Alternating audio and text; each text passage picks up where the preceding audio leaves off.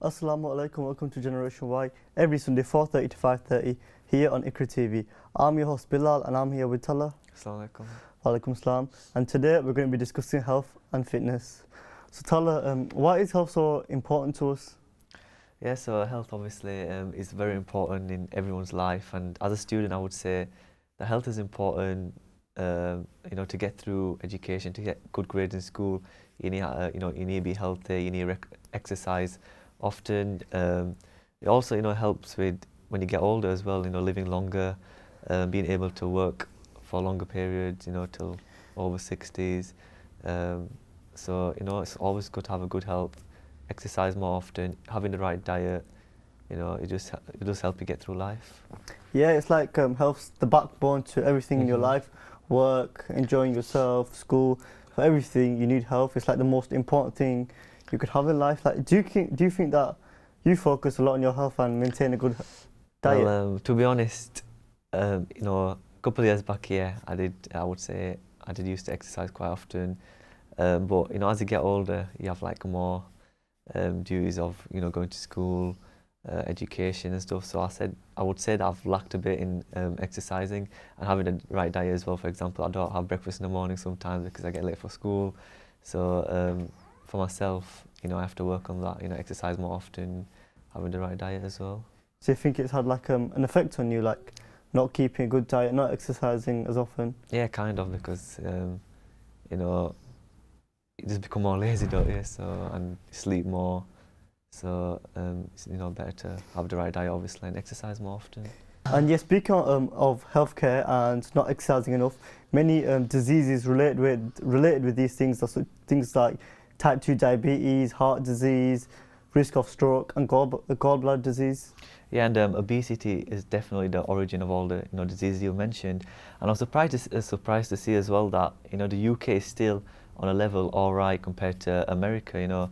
According to researchers, 67.6 million Americans older than the age of 25 in 2012 had a BMI over 30, which is considered obese. So that's quite a lot of people compared to the UK. Yeah, and also in England, 24.8% of adults are obese and 61.7% are either overweight or obese. And according to the Health and Social Care information, today's obesity levels are more than 3 times what they were in 1980, which then there were only 6% for men and 8% of women, which is an absolute huge increase, isn't it? Yeah, definitely. And another fact, according to the amount in America, is that it's more men than women that are obese. Yeah, and the rise. Why do you think the rise is? It's risen 3 times as much in the last 25 years. How come? Well, I'm not really sure, to be honest, because it's quite surprising that people over the age of 25. I would I would have thought that it would have been people under the age of 25 who are more lazy, because when you get into your 20s, you start working, you have you might get married, have children, so your life becomes more busy. But I was quite surprised to see, and I think that's because less people want to work now, just sit at home and live the lazy lifestyle. Yeah, it's not just that. It's like in today's day and age, it's a much busier lifestyle with technology and so many things on our to-do list. And it's so much easier to get cheap food nowadays. Like, you just walk outside your house and there'll be a takeaway just around the corner, and it's so easy just to pull out a five and go get a meal. Yeah, definitely. Like school, every lunchtime we just go get a burger. There's no other shops around to quickly get a sandwich or something. So everyone in every school, there's takeaways everywhere, especially the city we live in, Bradford as well, full of takeaways, so you just can't stop yourself. Yeah, and it's not just that, it's like takeaways are so cheap compared to the healthy options. Looking at things like good sandwiches and good salads, takeaways they're way more expensive. Good food's so much more expensive, and maybe that's the reason so many kids are put off eating healthy food. It's just so easy just to go and get a takeaway, not knowing what effect that it's going to have on their life. Yeah, one of the reasons like health is so bad in our culture is because bad food is so cheap. It's just so easy to go get cheap food. Like, expensive food and good food that's good for your health is so much more expensive, and that's why so many kids are put off by this. Yeah, I would definitely agree. Like you said, there's fast foods everywhere. Especially the city we live in, Bradford. There's everywhere you go, there's takeaway, so you just can't stop yourself from getting a burger, on the way back from school or during lunchtime. And you know, like in school, we focus so much on our core subjects. We don't like focus so much on the food that we eat. Like we're not told what a balanced diet is. We are a bit in primary school, but it's not like focused as one of the main things. Like, do you not think that we should focus a lot more on keeping a well-balanced diet, like the effects of bad food and the effects of good food? Yeah, definitely. I think in science, like you said, the core subjects, you do touch upon it, but it's not as much as, you know, it should be touched upon, because it's quite a serious, you know, according to the figures that we read out before, obesity is, you know, it's increasing every year. So there definitely should be something put in place in schools, you know, to allow children to always go for the healthy option, even outside of school, and, you know, advise students on, you know, the correct way of eating and the correct diet.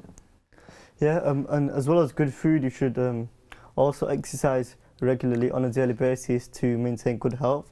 Obviously, we know about physical education that we have school. We had it twice a week for 2 hours every week, and it was a good experience. We were pushed to exercise, but do you feel like in every school all the children are pushed to exercise and to be taken seriously? I would say in the first few years, yeah, but, you know, then when it comes to like GCSEs or, you know, the real examinations, then I think, you know, schools lack the physical education quite a lot. But that shouldn't happen, because, you know, teachers should encourage students to exercise more, because I think that's the right time to exercise. And when students are stressed, you know, exercise is one of the ways of maintaining, you know, a good, you know, healthy lifestyle, and, you know, getting your work done at the same time. And especially as well when we get older, I think most schools, when you come into like sixth form, they stop the physical education and you start focusing on, you know, the 3 subjects you're taking on in school. But I don't think, again, that shouldn't happen. I think when you're older, you should, you know, exercise more, because you have more, you know, stress on school, work, education, and just your daily life. So yeah. Also, I think as well as school, I think parents play a huge role in the amount of exercise that you do on a daily basis, because for me personally, my mum used to take me to football ever since I was a young lad. She made me join a football team. She took me to football games. My dad also, and that obviously pushed me. That really wanted me to, inspired me to take part in football. Ever since that day, I've always been doing exercise regularly. How about you? How about yourself? yeah, you know, definitely, like you said, your mum and your dad, you know, made you start football at the age of 5, and I think that's what more parents should encourage their children to do, start at a young age, so they can carry on, you know, for the rest of their life. But you know, some students just, you get me, just thought, just too lazy to actually get up and do something about it. Yeah, it's like the younger you start, the better, isn't it? The better it is, yeah. Yeah, because so you start at a young age, it's almost embedded inside of you, and you don't see it as exercise. Like when I go to play football, when you go to play football with your mates, you don't really see it as exercise. Yeah, it's a bit of fun at the same time as well. You know, a bit of free time outside of studies. Yeah, and you're catching up with friends also, you're socialising with people around you, which is also really important for health, isn't it? Yeah, definitely. There is a lot for boys out there. You know, a lot of boys participate in different sports, football, cricket. There's a lot of sports clubs out there for boys, but do you think there should be more for girls put in place? Yeah, definitely. I think there is quite a few places that are for boys and girls, but sometimes girls may not feel comfortable participating in sports with boys. So I think there should be a lot more just for girls only, where they can go out with their mates and feel comfortable playing sports, getting their exercise in. Yeah, definitely. There's a lot of girls as well out there that want to do sports, but just can't find the right opportunity, you know. And definitely there should be more clubs set out for girls as well as boys, you know, to make them more comfortable, to suit their environment. Yeah, so we've talked about keeping a good diet and regular exercise, which are 2 of the key elements to keeping your health in check. Also, another thing that's really important in having a good and healthy lifestyle is getting enough rest and sleep. Yeah, definitely, I would agree. You know, like myself, I would say I don't really get enough sleep, you know, during the night, where I'm sure it's like 8 hours for, you know, someone who's 17. That's how much sleep you need every night. And I think we don't have that much sleep because of our school education, so we have a lot of work to do. But like you said, it's very important to, you know, even if it's naps during the day, it definitely helps with, you know, keeping your stress levels low and, you know, exercise. Yeah, 8 hours sleep every day is vital, And not all of us get that, like you were saying, you don't get enough, and you don't get enough because of, you're saying... School, education, homework, there's a lot to do, so...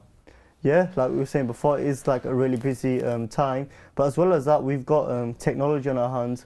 We've got the TVs, we've got our phones.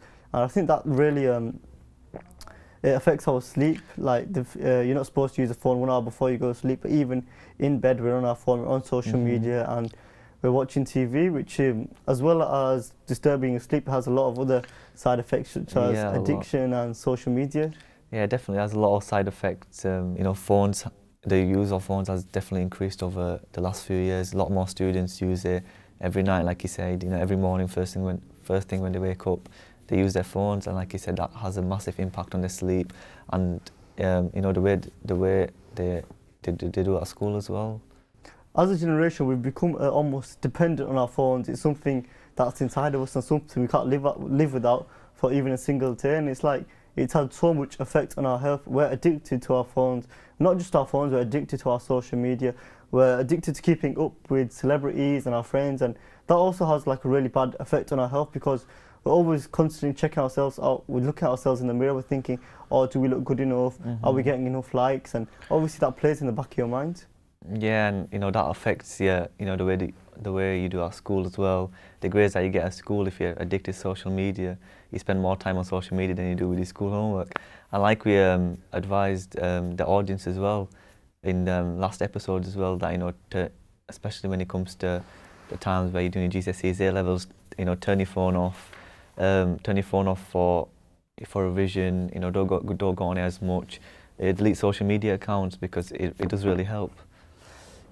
Yeah, staying too much on your phone and on social media, it can lead to a lot of stress on top of your schoolwork and things going on at home. And ways to deal with stress, so you could do things such as reading namaz, making sure you keep up with your deen. Obviously, that keeps peace inside you. You should manage your time well and eat well, as like we've been talking about. Yeah, like you mentioned, reading namaz as well is, you know, one of the key ways, and especially as Muslims, we believe, you know, one of the best ways of, you know, stress release, and you know, praying to God for, you know, things that you need, because as students, you know, we all want good grades, and praying namaz, keeping up with your 5 daily prayers definitely helps. Yeah. Talking about stress, learning how to manage stress, do you think that there's too much stress for younger kids these days? I think there is quite a lot of stress, you know, like I mentioned before, with schools, exams, and not even school exams, but, you know, some students have their own individual problems, or might have problems at home, which, you know, they don't talk about, and they don't ask for support when they should do. And that's why, you know, a lot of youth nowadays, a lot of students nowadays are stressed, and that's what, you know, leads them to drugs, alcohol, you know, doing all the bad things which you shouldn't be doing.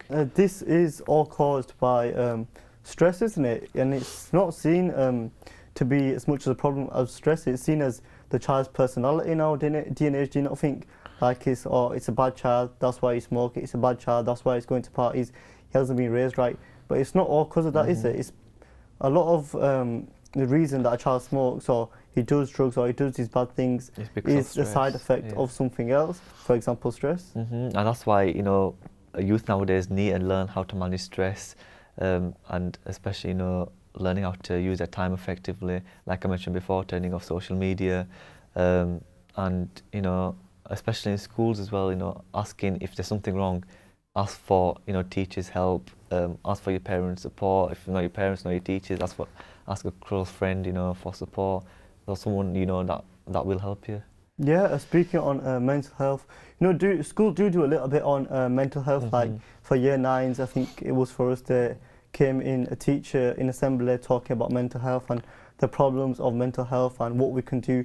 But it should really be a part of our curriculum, ever from like a young age, which really supports us, because that's really what we need. Because if a child suffers from mental health problems coming from stress, that can really cause a bright child to break down, which is it has happened a lot in the past, and it's caused young people to commit suicide. Yeah, and you know, if we ask, for example, a group of GCSE students about mental illnesses, you know, they won't know much at all.